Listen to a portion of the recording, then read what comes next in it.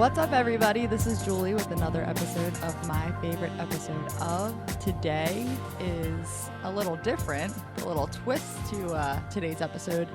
Because of the holiday season, we will be talking about the movie Home Alone, and back by weirdly popular demand, I have Matt and Brian, my brothers, back with me. Hey. Second time I didn't get to pick, but I'm here. Maybe 2020 will be your year. For some reason, people really enjoyed listening to us talk to each other, which it's probably because we're so mean to each other, I would think. But I'm about it. I mean, I enjoy talking to you guys sometimes. I've actually been told by someone that used to be my boss that I shouldn't do a podcast or be on a podcast because I have a weird voice. He said that I'm one of the few people that has a deep but also nasally voice. It was very hurtful. Yeah, we've known this for years, but you got the whole Stinky from Hey Arnold thing going on. I got that whole vibe. You got the whole, you're just the whole deal. Yeah, whole kit and caboodle. So, anyways, now that you guys, the ones that don't know Brian, you have a image of what he looks like, we can move on. Well, this was voted by the Facebook group. Right. So, we all love Christmas a lot, and I am very guilty. I know Matt is. I'm not sure if Brian is, but very guilty of loving corny movies that nobody else likes for Christmas. So we figured we would give our listeners the opportunity to choose what we talk about. So Home Alone 1. What were the options? I think you sent me Home Alone, Polar Express, Christmas Vacation, or How the Grinch Stole Christmas. This was the one I was hoping would win, honestly, of those four. Yeah. So I'm glad that we picked this because this is a classic. You know, absolute classic. I'm gonna have you two. This is gonna sound crazy, but there might be people out there who have never seen Home Alone. Mm-hmm. Okay. I know it's weird, right? But we just gotta assume there was people. I thought everyone saw the episode of Boy Meets World, the Halloween episode. There was people that didn't know what the fuck we were talking about. How dare they? So one of you, I'm just gonna have summarize just briefly because I know it's like a fucking hour-long movie, so it doesn't need to be too extensive. Which maybe I'll pass this to Brian because knowing Matt, he might get into too much detail what the movie's about. So Brian, I choose you to do that. The movie is about a misunderstood kid that just can't seem to get along with his family. And one night, right before they go on their Christmas trip to Paris, he gets really angry and he sleeps in the attic. And then they wake up late because the power goes off for a minute. So now they're all rushing to the airport. And this little shitbag next door won't leave him alone. And he ends up in the van. So they accidentally tap his head and count him, think they had all the people. They're on their way to Paris. Kevin's not in the van. Kevin's home alone. Title of the movie. So now they're like, what are they going to do? And then at the same time, these two robbers are like, hey, we're going to break into this house. And the term, the juice isn't worth the squeeze, is not in their dictionary. So no matter how many times they're like, this is a bad idea, they're like, we're still going to try. And boy, is it kooky. Boy, is there pain. And boy, is there a happy ending and a Christmas message at the end. Wow, that was beautifully done. I'm really glad that you brought up their obnoxious neighbor because he ruins everything. He sucks so bad. Yeah, he's not in it for more than 5 minutes, but the whole time he's in it, I feel like he's just painful. I think his name is, I wrote it down. I forgot to bring my notes up. I think it's Mike Murphy. It's something Murphy. But he just walks up to the drivers and he's like, hi, I'm Mike Murphy. I live across the street. How much mileage does this truck get? Where are you guys going? Did you hear they're going to Paris? Who goes to Paris for Christmas? And then he's just going through their bags in the car and stuff. He's a lot. And I mean, you feel for Kevin, you know? I'm sure you've all seen the meme of like, as you get older, you wonder what the fuck Kevin's dad did as a career to afford the house and sending 9 people to Paris, which is like 100% true. I mean, what was his career? They didn't come out and tell us? There's a theory that he's like part of the mob because of the way he acts when when Joe Pesci's posing as a cop and he's like, am I being arrested for something? He's very like relaxed about it. I hate people and their theories. He's part of the mob. Like, come on. But yeah, you feel for Kevin. I mean, his family's like, first of all, Macaulay Culkin as a child, he's adorable. Okay, he is so adorable. He's not adorable now. He's actually probably He just got clean. He's handsome now. No, he's equivalent to being as scary as fucking Nicolas Cage, okay? He's up there with like creepy actors. But how do you know he's clean? Are you friends? Yeah. Call him Oh, up. Kev. Get him on the show. Oh, here, let me call him. Hey, Kev. What are you doing? Kev. You by yourself? Oh, so you're home alone? Oh my god. Ridiculous. You're so stupid. I can't. I'm so annoyed right now. But he's also like, when you watch the movie, for being as young as he is, he's a very good actor. Oh, dude, 100%. Honestly, his brother is my favorite. Buzz? Buzz no, his brother as an actor. Oh, Not his brother. outside of Home Alone, he's like my favorite Culkin. Yeah, no, Kieran Culkin is very, very Wait, talented. what? Yeah. Yeah, it's Scott Pilgrim. Succession is like my new favorite show. Wait, which one's his brother in real life? Fuller, the one who can't drink soda or else he wets the bed. Yeah. Oh, shit. Yeah, that's his actual little brother. Huh. See, I don't know shit. That smile that Fuller gives after he drinks the Pepsi and looks at him, though. Just so knowing. So basically, as Brian said, the fam's getting ready for a trip to Paris. And this is when Joe Pesci, as one of the robbers, makes his move as pretending to be a cop, asking them where they're going. They tell the cop where they're going. They're like, oh, we're going away for a week. We're going to Paris. So he's like, boom, I'm going to get them. I'm robbing the fuck out of this house. And then that's when, they start really fucking bullying Kevin, and it pisses me off, okay? He's an adorable little, like, what is he, 6? 8. 8? Close Yeah. enough. They And eat all of his cheese pizza. they eat all of his cheese pizza. Then they, like, blame him. Prior to recording, we were talking about the favorite line. I'm going to have Matt put it in here, but when... does he, like, he spills the... So he asks who ate all the cheese pizza. Buzz says that the only way he'll get cheese pizza is if he throws it up. So he starts making throw up noises and yells, "Get a plate!" and Kevin charges at him. And when he charges, Buzz hits the table and it spills all the drinks on everyone's food. Right. And then So Frank another gets up. answer would be he spills soda Yeah. everywhere. Well, I'm just setting up the moment. But in detail. That's what I'm talking about. He's Frank very gets up and is detailed. like cleaning off his pants and yells, And he yells... olives and Look what you onions and- did, you little jerk. "Look what you did, you little jerk." You little jerk. So It's I didn't actually like real- my favorite quote. I'm like, it's just like, I feel like if one of our uncles said that to me, like, I feel like, what? What? Well, he's That's a hard blow. cheapskate. I know, but still. Well, and I think what really bothers me, and it's even worse in the second Home Alone, but we won't talk about that, is just how quick the parents are just like, well, yep, all this is Kevin's fault. And like, Well- Buzz just gets off scot-free all Yeah. the time. I'm a little bit more understanding because I don't know if you guys realize this, but growing up, Jamie was very Buzz. She just knew how to set us up to get us in trouble. Yeah. So I feel for the parents. Jamie This- was really good at it, where she would just like pick on us, and then we would do something like grab a knife and threaten to kill all the siblings. And Who would do and then that? we- Yeah. I wonder who that was. and we got in trouble. Yeah, dude. She still gets me. Even when I'm 26, she gets me. And then I get yelled at by mom. Like, you think that there's a time when you stop getting yelled at by your parents, but No. I'm not there yet because I'm still getting yelled at from time to time. And I don't ever think I'm wrong. So it's annoying.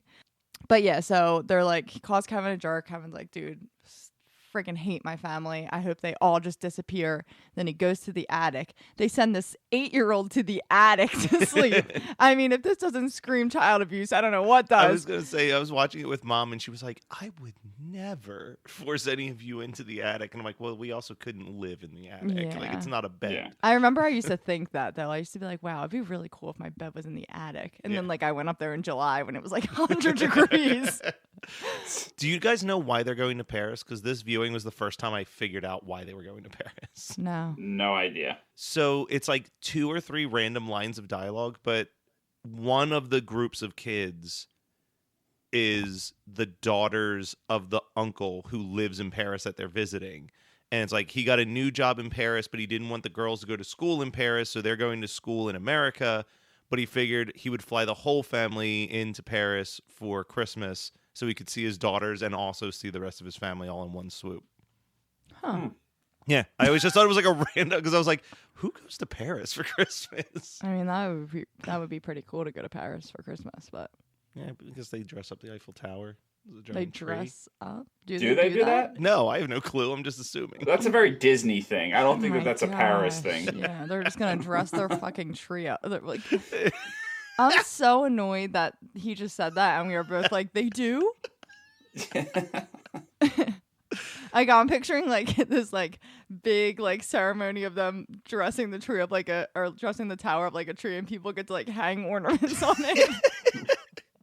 I mean, it'd be pretty cool. They should consider it. Right. Yeah. So There's anyways, only been 32 deaths this year from the Eiffel Tower Christmas decoration. yeah. So anyway, they put him in the attic. Next thing you know, power goes off. They're running late. They're like rushing around the house. The annoying ass Murphy neighbor is just like fucking annoying the shit out of the driver. So when the cousin is counting heads, she counts the kid as one of the cousins, and she's like, head count, we're good, let's go. So whatever. They get on the plane. This is another part that like fucking really just pisses me off. When the parents are talking and she's like, I feel like we're forgetting something. And they're like going back and forth. And then she's like, is it the garage? And the dad's like, that's it. I forgot to close the garage. Which I'd be freaked out if I was going for a week and the garage was open. Well, but their garage was like different. Like how my garage is attached to my house. Their garage is like separate from their house, That's right? true. So like what's the worst that could happen? Someone steals his tools. Like That's true. But yeah, so that part, yeah, it's just like, yeah, that's it. You left the fucking garage open, not the kid that you just verbally assaulted the night before. Well, that's also, there's that moment where it's another one of those like, God, Uncle Frank sucks moments. It's because he's forcing his wife to steal the utensils from the place. Yeah. Like, put them in your purse, put them in your purse. But then when they realize that Kevin's missing, he goes, well, if it's any consolation, I also forgot my reading glasses. Such a dick. Like, It's like, who invited that guy? So Kevin realizes, flash forward. So we got to the part where Kevin's parents are like, just thinking they left their garage open, everything's fine. So it flashbacks to Kevin, and Kevin's like, oh shit, I wish my family away, and they're actually gone. So now he's like, fuck yeah, fuck my family, because he's done. He was done. He was like, you know what, I'm glad to sleep in the attic. So Kevin starts just like living his best life. It's such a good movie, and like I hate to be the person to be like it's so unrealistic, but it is so unrealistic. Like him food shopping and shit. Like it's just like, oh, never would have thought of it. I would just be starving to death. dude. Yeah, like I remember when when I lived at home, and mom and dad would go on vacation for the weekend, I would stay home, and like I think their way of punishing me for not going would be like, well, we're not going food shopping. And like the one night, the only thing in the fridge was a tomato, and I just like sliced up a tomato and put like salt and pepper on it, like dinner for one. So like, oh, man. Kevin's just like out here doing big things at 8 years old, and 100% Brian would have been the version of Kevin that tries to sled down the stairs out the door. we used to do that with sleeping bags down the basement steps. Yeah, we did. Yeah, they were great. But Have yeah, no, like protection at all. No. 100% I would be the one to, if this happened, I would immediately go to like the next door neighbor's house. Like I'm still as an adult afraid to be home alone that it would just not fly of me being like, oh, I wish my family away, so now I'm gonna live in this house by myself. Kevin sitting and watching Christmas movies while eating a giant bowl of ice cream is definitely my And version. that Sunday looks fire. That looks like a good ice cream sundae. I love a good ice cream. I know. I actually just reminded myself of, I like that boulder. That is a nice boulder. I like turtles. So Kevin's, out here living his best life, just living in this huge mansion by himself, thinking that, he's living the dream. His family's gone. His wish came true. So then the robbers, they pay their first visit, correct? So yeah, because they've been hitting all the different houses. They're actually in the Murphy's house when the Wet Bandits, right? The Wet Bandits. They're in the Murphy's house when they hear the voicemail confirming that their house is empty, because they tried to go once and Kevin just turned on all the lights. So they're like, oh, I guess they didn't leave. Right. And then when the family realizes that he's home alone, they immediately call the neighbors to say Kevin's at home by himself, yada, yada, yada. Yeah. So then Kevin, this brilliant 8-year-old, puts together this whole scheme to pretend that there's a Christmas party at his house. And that party looks rocking from the outside. It is so good. And he's like this little cute blondie, like dancing while he's like moving the people. Like, oh my God, so good. He fools the fuck out of these guys. Like, they are like, oh. I think my favorite is the Michael Jordan poster on a train. So it's just rolling around the house. Dude, it's genius, though. It's so good. If it was me, I'd be like such an idiot, like with my hands talking to each other. Like, are you ready for dinner? Yeah. Yeah, I am. Like Bigfoot in a Goofy movie. That would be me. And I know that would be Brian. Oh, 100%. After that talent show performance. That was a good performance. It was absolutely amazing. I'm sorry. The world lost their opportunity because there was a bunch of bullies that didn't understand art. I will say one of the other things, though, like we were talking about how frustrating Uncle Frank is, but also everyone else on the entire planet who shows no sympathy to this 8-year-old being like the police department could not care less. The people in the France airport could not care less. Like them trying to get anyone to just change their flight by a day. Well, didn't at one point... Would you? I think I mean, it depends on the circumstances, but if it's like... No, I think that if I didn't... That old couple had nothing going on that they couldn't wait an extra day. Yo, absolutely not. But it was, No way. Christmas. I don't care. No, I'm set. What the? I'm on your side. Would you relax? Like, you're saying that you would probably take one for the team, but you have to take in consideration that people are traveling for the holidays. Yeah. Yeah, if someone in this family is not missing Christmas, it's fucking mad. But to be fair, the Friday flight still got you home in time for Christmas. It just wasn't before, like it wasn't, like that was the whole thing because they all took the Friday flight and showed up Christmas morning. Yeah. Yeah. I guess, Matt. I guess. I'm just saying. That made me so angry because at a certain point, it's like. Well, at one point, the cops do go to their house, right? And they knock on the door, but Kevin's afraid. And they just knock on the door and like, well, it must have been a false alarm. Yeah. Like break the fucking doors down. Like, come on. So. Or say anything. Be like, Kevin, it's the police. So before I continue, going on with the movie, I just realized that we didn't talk about this. So Kevin is scared to death of the heater in his basement, right? Yeah. Mm-hmm. But not the weird fucking mannequins that are in his basement. Completely unfazed at that. But the heater is throwing him off. Dude, that was the one thing I used to hate about Uncle Craig's basement was that he had all those mannequins for Halloween just like stacked in random places. Yeah, dude, his basement was scary as shit. He obviously nobody knows who Uncle Craig is, so like he collected all horror movie stuff. So like his basement was like he had like is that guy's Pinhead? He had all the Hellraiser centipedes. And he had like their heads. Like it wasn't like an action figure, it was like their heads. Like he actually might have murdered them and displayed their heads. And just like, I mean, he also had pinball machines, which were awesome. Yeah, pinball machines in the Aliens arcade game. It was like one of the things you didn't want to do is like be the last one down there because Brian was definitely the type that would like run up the steps and turn the lights off on you. Bro, I still don't like the dark. When I have to go in the dark, I karate chop the whole way. Oh my God, you're an idiot. I've never realized it before, but he's fucking Mac from Always Sunny in Philadelphia. He's a lot of different characters. No, but I'm actually on the same boat. I'm scared to death of the dark. Like the second I turn the lights off at my house, I sprint. I turn into like a I don't know, a runner. I don't know the term. A sprinter. Yeah, a sprinter. I'm like sprinting right into the room, lock the door behind me. Like I'm not right. But anyways, now that you guys all know that me and Brian are afraid of the dark, so the Wet Bandits realize that Kevin's actually playing them and that he's there by himself. So they're like, "Oh, we're gonna get this kid." Yeah. So Kevin comes up with this like master plan to torture the shit out of them. And some of the scenes are so painful for I me can't to watch. watch. I can't watch the foot into the Dude, nail. the foot into the nail, I still can't watch it. Like, I have to look away.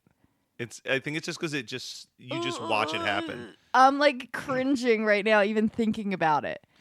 But Daniel Stern, I have to say, Daniel Stern is so fucking funny with the physical comedy of him like falling down the stairs, Yeah. like into the basement, and like Yeah. He really doubles down in the second one. yeah. I was really let down the most recent time I watched Home Alone because I swore that the electrocution was in the first one. No, that's the second one where he turns into a skeleton for a second. Yeah.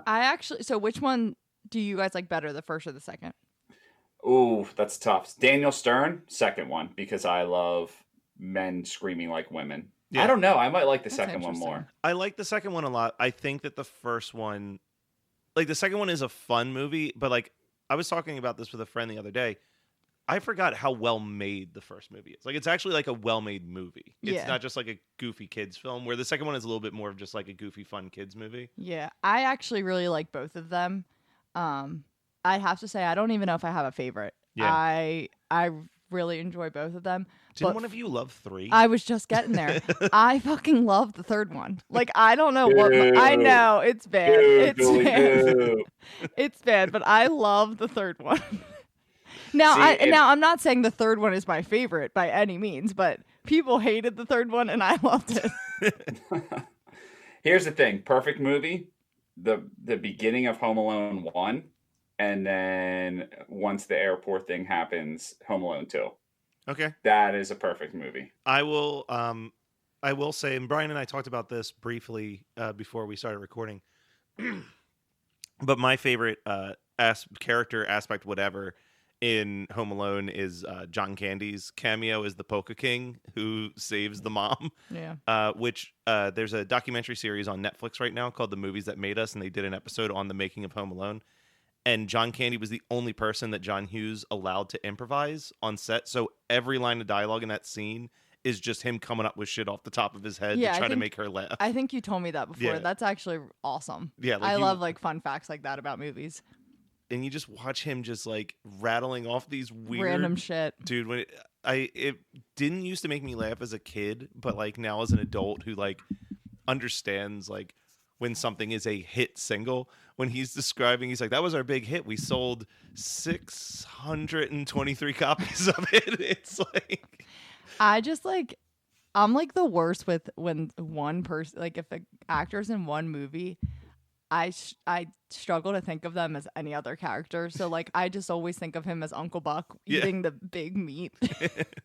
or no, it's the Great Outdoors when he's eating the giant Yeah, steak. isn't he Uncle Buck? Wait. He's in also Uncle Buck though. that? Oh, That's a am I separate getting movie. him? Yeah. Oh, whoops. So- Whoever he is in that movie, that's what I picture. So R.I.P. Uncle Buck is how Home Alone happened.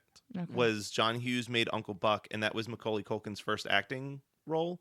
And John Hughes was like, "That kid's a lot of fun." Yeah. He's like, "I should write a whole movie for that kid." And that's like why he sat down and wrote Home Alone. Was he just was like, "That kid's got a talent. I want to make him a star." Yeah. But Oh, that's cool. yeah, like, and then Tell you what I don't like. I'll tell you what message I don't like in this movie.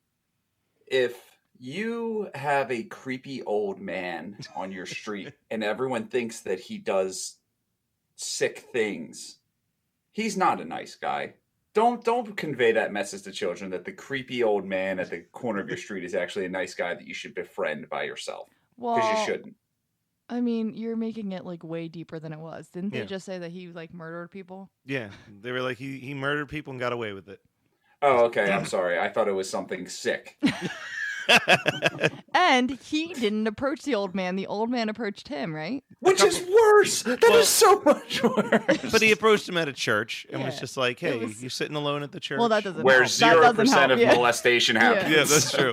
But no, I actually think that Yeah, I- damn it, Brian, you ruin everything. damn it, you know what? Despite that, I would say that scene in the church is one of like my favorite Christmas moments. Like That's as far because as that's your future. like Jesus, it's so sad. But yeah, like him just sitting down and having like a very adult conversation about forgiveness and family and like it's the most like when I think of really upbeat positive moments in Christmas movies that like really sum up what Christmas should be about. Like top 5 for me of those moments where you're like, yeah, that is why I love this holiday, is that idea that you can get forgiven for like the things that you've done in the past and try to start anew. Yeah. Well, so at just, to finish going through the movie, at the end of the movie, Kevin goes up to Mount Crumpet and he realizes that his neighbor loves Christmas and his heart grows 3 sizes. Okay. Yeah, I think my favorite scene is when Kevin is trying to go through his planner.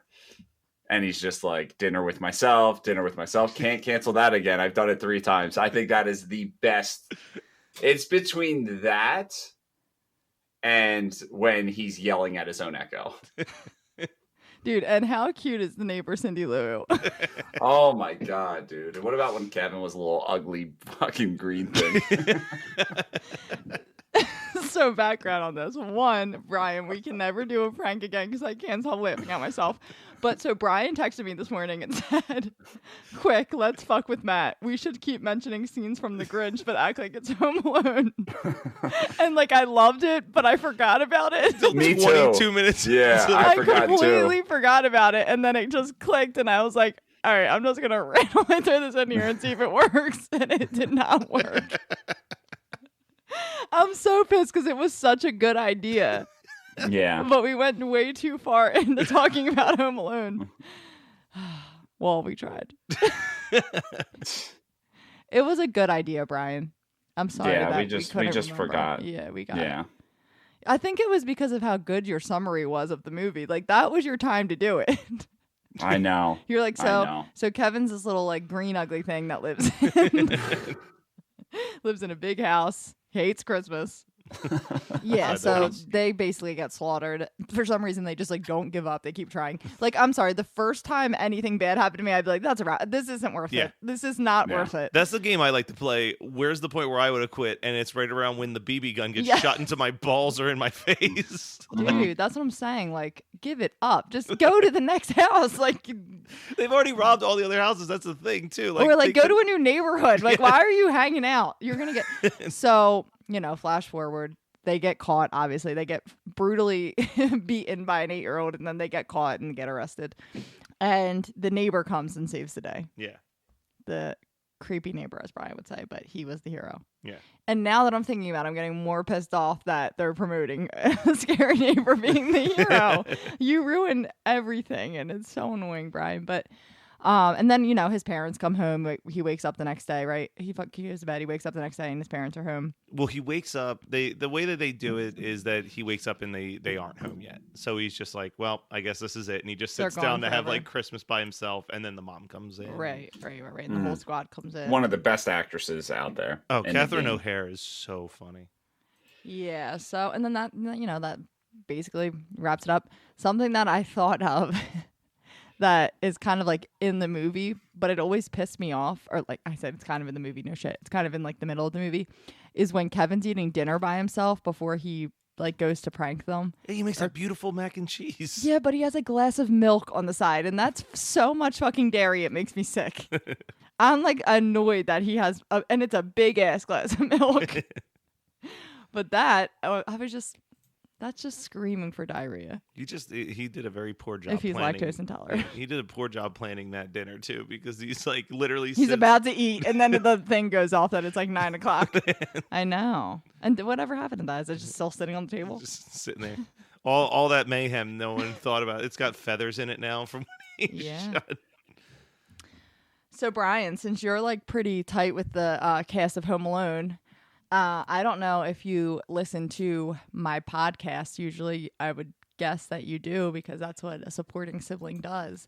I do. But we do a new-ish segment when it's fitting called Where the Actor's At Now. And I saw that with The Office. With The Office. So why don't you tell us what Macaulay Culkin's up to these days? He's hanging out. He's a good guy. He's not really smoking crack as much. And that's really it, man. I mean, he's working on a play called I forget what it's called, but he's good. And Buzz is morbidly obese. It's very, very fat. Buzz's girlfriend broke up with Buzz and married a friend of me and Matt's. All right, just shut up. I mean, I really, really was expecting you to do more for me, but you're just not. So I will tell you a little bit about each person. I didn't realize that Macaulay Culkin got married at age 18. Yep. Did you guys know that? Yeah, I remember that because it was a big Pretty deal. wild. And the fact that Mila Kunis ended up dating him, that's pretty fucking wild. I know this is old news, but this is what he was doing, you know, as an adult after Home Alone when he wasn't a child. Oh, shit. He is apparently dating Brenda Song. Do you guys know who that is? Nope. She was from Sweet Life of Zack and Cody. She's like a Asian actress. She's actually really pretty. Allegedly, he's still dating her, and he has a podcast called Bunny Ears. Since you're such a fan, Brian, do you listen to that? No. I'm not a fan of his work. I'm just a fan of him as a person. Are you in his wiki page? No, I'm on. So I am on his wiki page, and it says, in December of 2018, he held a Twitter contest to choose his new middle name that he would legally change it to. The winning middle name was Macaulay Culkin. So he legally changed his name to Macaulay Culkin. Oh my God, I cannot. Joe He's the Pesci. Joe Pesci recently starred in The Irishman. Yep, and then he's in, Goodfellas, Casino. He's always playing like a mobster kind of guy. I actually really love Joe Pesci, to be honest. He apparently, again, the thing I learned from that Netflix documentary was that he was so not used to not saying the word fuck in a movie, because that's, what he's known for is just cursing like a sailor. Yeah. That he's the one that came up with the idea that if he can't curse, he wants to mutter like a Looney Tunes cartoon every time he gets hurt. Oh, that's amazing, because he really does that. Yeah, he's just like, That's amazing. They don't really have much on Daniel Stern, who plays Marv. He was in that one movie, Bushwhacked. Oh, Bushwhacked. I thought you were gonna. He was in that movie, the roller derby movie a couple years ago. Whip It. Whip It. No, I never saw that. It's good. Catherine O'Hara, who Never plays heard of her. the mom. She was obviously in Beetlejuice, but that was prior to Home Alone, correct? Yep. So the mom, Catherine O'Hara, she is multiple TV series. Glenn Martin DDS. I don't know. I know the big one for her right now is and Schitt's Creek. Yeah. And then the father, John Hurd, was He's dead now, right? I think he passed away like a year or two ago. Yeah. He died suddenly in 2017 at age 71. Prior to his death, he appeared in a number of well-known films in addition to his role as Kevin's loving but forgetful father, including Gladiator, Beaches, and The Guardian. He took on the role of a detective for 5 episodes in The Sopranos, which I did not know, and we watch The Sopranos often. That's like Kenny's favorite show. Do you remember that detective? No, that's what I just said. I didn't realize that. Well, that was Home Alone. Yeah. That was Home Alone. For those of you who didn't see it, now you don't have to. But I highly suggest that you should, because I mean, maybe there's no one that's going to listen to this and has never seen Home Alone. I really hope that's the case. But I just like to be mindful of those who haven't watched it, which can you imagine if someone didn't watch it? I can't even. Yeah. Like it was at a time, it was the third highest grossing movie of all time behind Star Wars and E.T. Like everyone has had to have seen it. I'm sure. But just in case there wasn't, I hope you all enjoyed this different episode of my favorite episode for the holiday seasons. I hope everyone has a wonderful holiday and a happy new year, and tune in next time for another episode. Thank you, Matt and Brian, for joining us. I want to throw one thing out there as well for the new year. Based on a suggestion that I got from a podcasting producing class I took, I was told that a really fun thing to do with your listeners is offer an incentive for giving us 5-star reviews on our different podcasting apps. So if you rate and review the podcast and give us 5 stars, you'll be part of our Nielsen ratings, which is when we'll read what your review was on iTunes on the air. So, and who doesn't want that type of attention? Yeah. So go and give us some 5-star reviews. We very much would appreciate any reviews, any feedback. Unless it's negative, then keep it to yourself. Thanks, guys. That wraps it up. This time I'm wrapping it up for round 2, but I think Matt is done talking. So again, thank you, Matt and Brian, for joining us. Happy holidays, everyone, and have a great new year.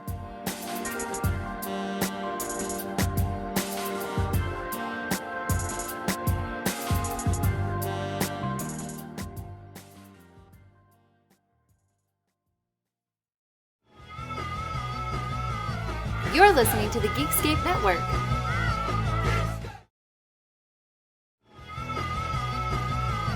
You're listening to the Geekscape Network.